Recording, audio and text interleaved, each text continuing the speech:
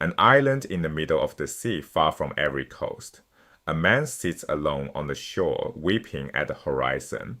He is the most cunning man of his age, the mind that ended a 10-year war with a wooden horse. He has been trapped here for 7 years. And the poem that tells his story does something strange. It does not speak his name until the 21st line. The poem is the Odyssey. It does not open with the fall of Troy or with its hero setting sail for home. It opens in the 10th year after the war, with the hero stranded, anonymous, and half the world away from everything he loves. Every one of those choices is deliberate. A poem can only begin where its audience is ready to receive it. This is the story of why the bard starts here. 3 things stand behind that choice. Behind the poem lies an entire lost body of story, telling how Troy fell and how the victors were punished for the way they took it. Inside the poem sits a single untranslatable word that names its hero. And waiting at the far end of it is an island kingdom that has run out of time. The Odyssey assumes an audience that already knows a great deal. It presumes the Iliad and everything that happened between the end of the Iliad and its own opening scene. The Iliad works the same way. It never narrates the death of Achilles or the destruction of Troy, yet it expects its audience to know both. The Odyssey expects more. How Troy fell, what the Greeks did during its fall, and how the other heroes fared on their journeys home. Those intervening events were told in a series of epics that no longer survive. Nothing of them remains except summaries, but the summaries are detailed enough that we know their titles, their lengths, and the episodes they covered. Ancient readers judged these poems far inferior to the Iliad and the Odyssey, shorter, less ambitious, and much less impressive. Yet their loss is still a real one for anyone studying Greek epic. Together they are called the epic cycle, and 4 of them fill the gap the Odyssey assumes. The first picked up immediately where the Iliad leaves off. It was called the Aethiopis, and it ran to 5 books, meaning it filled 5 average papyrus scrolls. The Iliad and the Odyssey each require 24. The difference in scale is dramatic. The Aethiopis began right after the funeral of Hector, and it told of the death of Achilles, shot down by Paris, the Trojan prince whose abduction of Helen had started the war in the first place, with the god Apollo's help. Next came the Little Iliad, 4 books long, covering the aftermath of Achilles' death and the sack of Troy. 2 of its episodes matter especially for the Odyssey. The first is the suicide of Ajax the Greater, the second best warrior among the Greeks, ranking only behind Achilles himself. When Achilles died, a question arose. Who should receive his magnificent armor forged for him by the god Hephaestus? The judgment went to Odysseus. In doing so, the Greeks effectively declared that cunning, intelligence, and craftiness mattered more to them than raw prowess in battle. Raw prowess was the whole of Ajax's greatness. In shame and outrage at what he saw as an insult to his honor, Ajax killed himself. The second crucial episode is the building of the grey wooden horse, the trick that put armed Greeks inside the walls of Troy and let them sack the city by night. The stratagem was Odysseus' own invention. Remember that. The poem will. The third poem was the Iliou Persis. The name simply means the sack of Ilium, the sack of Troy. It was only 2 books long, and it overlapped somewhat with the Little Iliad in narrating the city's fall. Its importance for the Odyssey lies in what it recorded, acts of excessive violence, outrages the Greeks committed during the sack. 3 stand out. The first, the Greeks threw Hector's infant son Astyanax from the walls of Troy and killed him. The second, Neoptolemus, the son of Achilles, killed the aged king Priam at the household altar where he had fled for refuge. By going to the altar and laying hands on it, Priam had placed himself under the protection of the gods. Killing him there was not just brutality, it was sacrilege. Worst of all was the crime of Ajax the Lesser, a different hero from the Ajax who took his own life. he found Priam's daughter Cassandra sheltering at the statue of Athena inside the virgin goddess's temple, dragged her away from the statue, and raped her there. The act violated every boundary at once. It desecrated a temple, it destroyed a suppliant who had claimed sanctuary, and it defiled the shrine of a goddess sworn to virginity. The fourth poem was the Nostoi. The name means homecomings or returns, 5 books telling how the Greek warriors, other than Odysseus, made their way home. Its governing logic is simple and terrible. The sacrileges committed during the sack came back on the men who committed them. Most either never reached home or suffered badly along the way. Agamemnon, the leader of the whole expedition, did reach home only to be murdered on arrival by his wife Clytemnestra and her lover Aegisthus. Menelaus and Helen wandered for 7 years, several of them spent in Egypt, and they did not reach home until the 8th year after Troy fell. Ajax the Lesser was killed at sea, in punishment for what he had done to Cassandra. The outrages of the sack shaped the disasters of the returns. The singular of Nostoi is nostos, homecoming. That word names the central theme of the Odyssey exactly as Kleos, imperishable glory, undying reputation, names one of the central themes of the Iliad. Some scholars divide ancient epic along this line into 2 subgenres. Kleos epic, concerned with glory and warfare, and the Nostos epic, concerned with the adventures and hardships of getting home.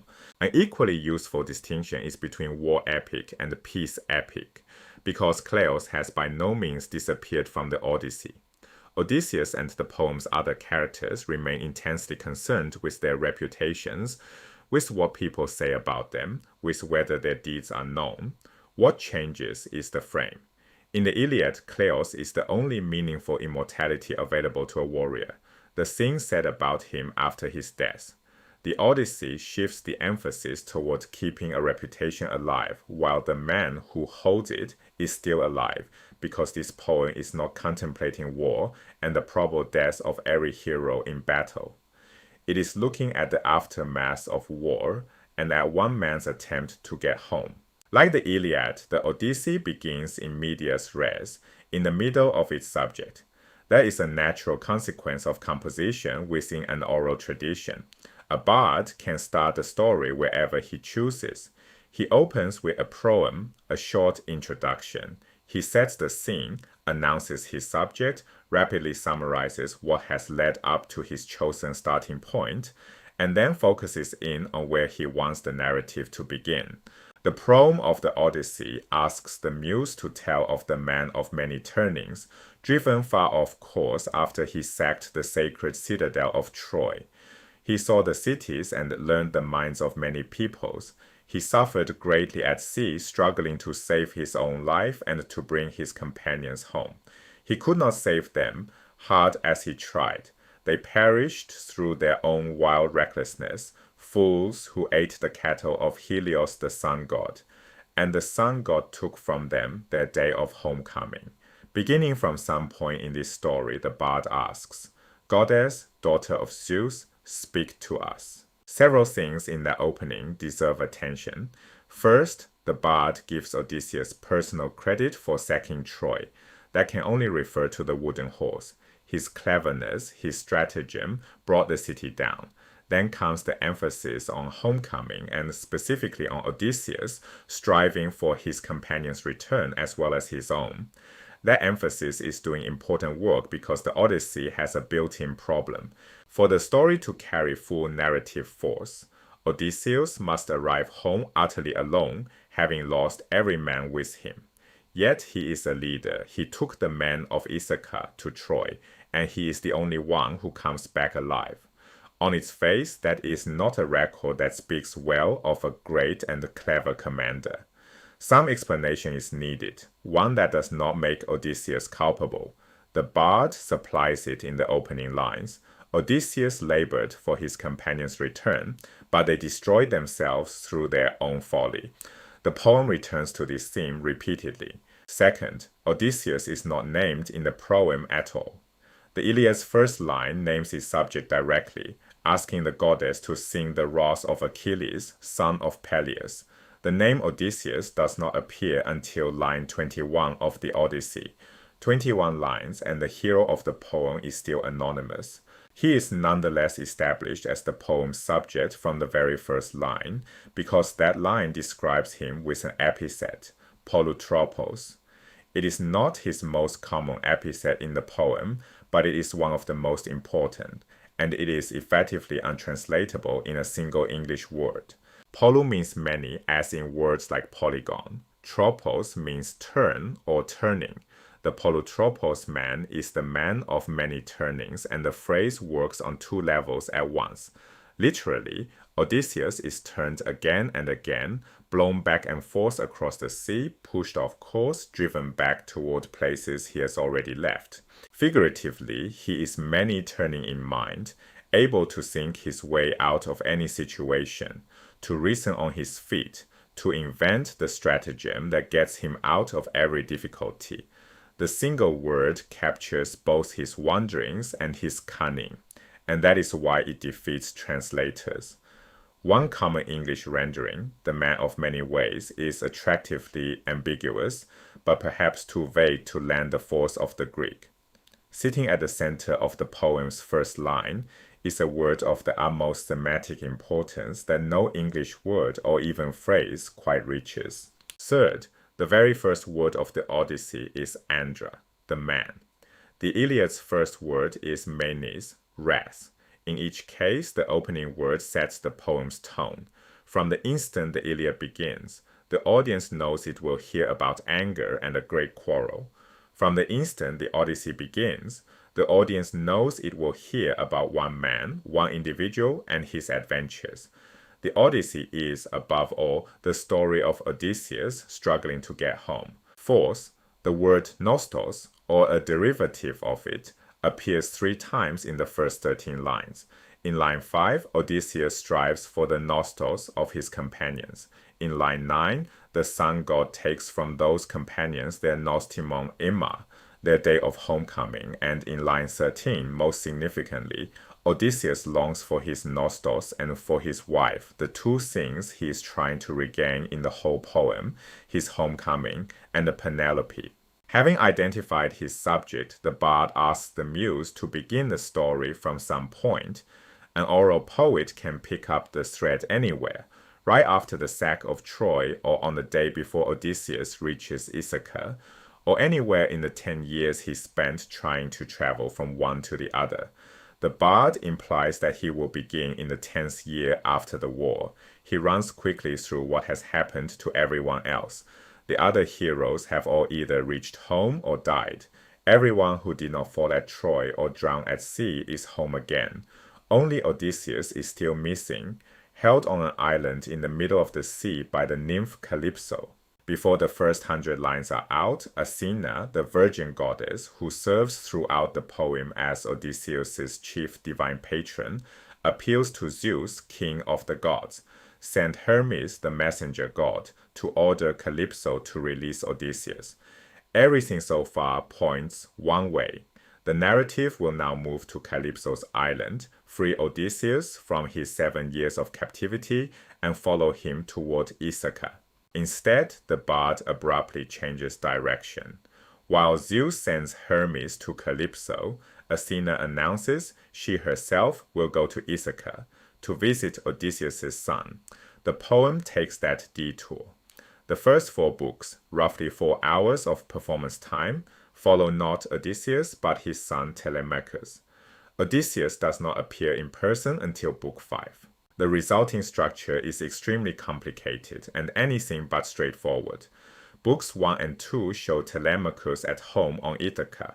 Books 3 and 4 follow him as he travels to visit Nestor and Menelaus, 2 of his father's old comrades in arms, 2 figures familiar from the Iliad.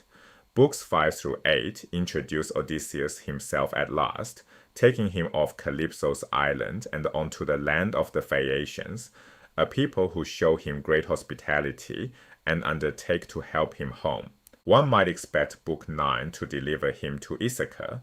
It does not.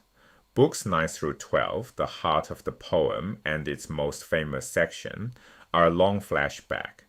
Odysseus himself narrates in the first person his adventures from the moment he left Troy to the moment he reached Calypso's island. Only in Book 13 does the poem settle into straightforward chronological sequence. Books 13 through 24 carry Odysseus' homecoming to Ithaca, his killing of Penelope's suitors, and his recovery of his position and power. Rearranged into strict chronological order, the poem would run books 9 through 12 first, then books 5 through 8, then books 13 through 24.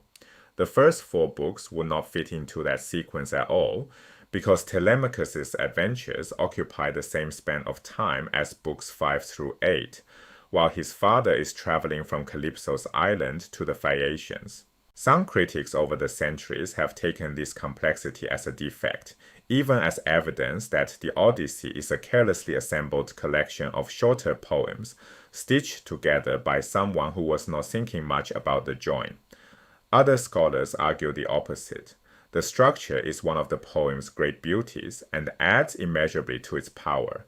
Among the strongest arguments for the second view is the effect gained precisely by delaying Odysseus' entrance until Book 5. For 4 full books, the audience does not see Odysseus, it sees Ithaca, his family and his country in his absence. He has been gone nearly 20 years, and that absence has caused enormous damage to his wife, his son, and his society. Begin with the family. In any culture, one of the most agonizing things that can happen to a family is for a member to go missing in action, to go off to war, never return, and leave everyone unable to learn what became of him. For Odysseus' family, in the society the poem depicts, the situation is worse than a modern audience might immediately grasp. Penelope is caught between 2 absolutely binding, completely incompatible duties, with no way of knowing which one applies to her. If she is still a wife, if Odysseus lives, her obligation is absolute. She must guard his household, refuse remarriage, and keep his property, his family, and his home intact until he returns. This is a society with no possibility of divorce in absentia, and no procedure for declaring a missing person dead after a fixed number of years. Such procedures are never emotionally easy, but they at least allow someone in Penelope's position to close that chapter and decide what comes next. Penelope has no such option. It is also a society with no place for an unmarried woman, no recognized role for a woman living independently. So if Odysseus is dead, her duty is equally absolute in the opposite direction.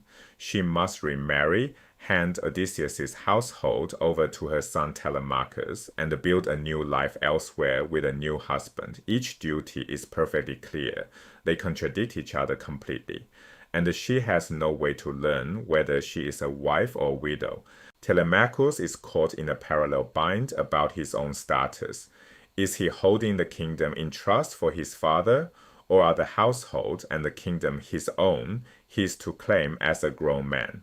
Mother and the son are both suspended in a limbo where the correct course of action is not merely unknown, but unknowable. Odysseus' absence damages his society as well. Like every society reflected in the Homeric poems, Ithaca is a monarchy. No alternative form of government appears to have occurred to anyone there. Ithaca is therefore a monarchy whose monarch has been missing for 20 years, and the resulting disorder is vast. The kingdom simply cannot function properly with its king gone. The focal point of the trouble, in the family and in the state alike, is the suitors of Penelope. They are young men of Ithaca and the islands around it, competing to marry her, and in marrying her, they expect to take over Odysseus' household, and with it the rule of the island. Their assumption is that Telemachus is too immature to stop them. As the poem opens, he is. He must be about 20 years old. He was an infant at the breast when his father sailed, and he has still never asserted himself as an adult or claimed any position of authority. The suitors threaten Odysseus' marriage.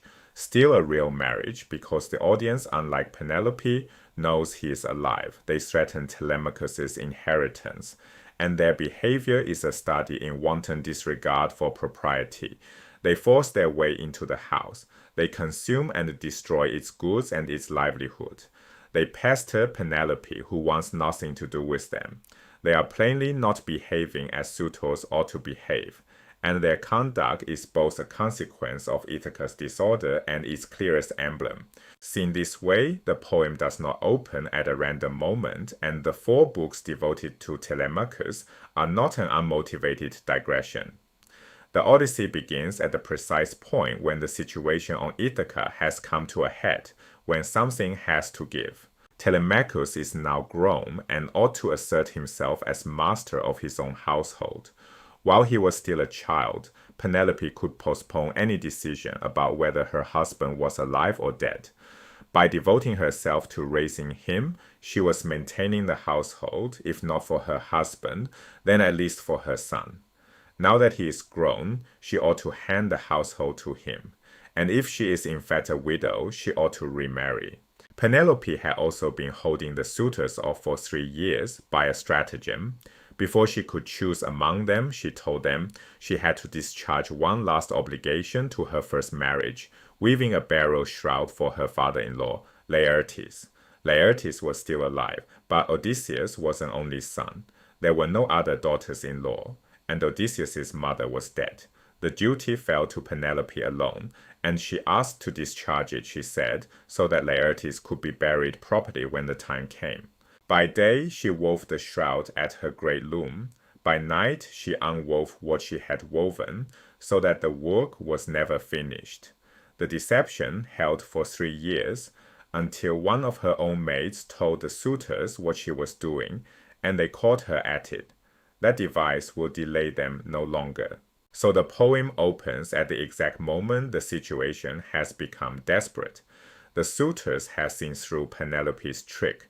Telemachus is grown and must assert himself, and Odysseus is needed back on Ithaca immediately. That is the answer to why the poem begins 20 years late. The lost epics of the cycle supply the cause. The proem and its untranslatable first epithet supply the design, and Ithaca itself supplies the timing, a household and a kingdom that have finally run out of ways to wait. Everything that follows, the wanderings and the flashbacks and the long-deferred return, is the bard's answer to a question the first line has already posed. What becomes of the man of many turnings when there is nowhere left to turn but home?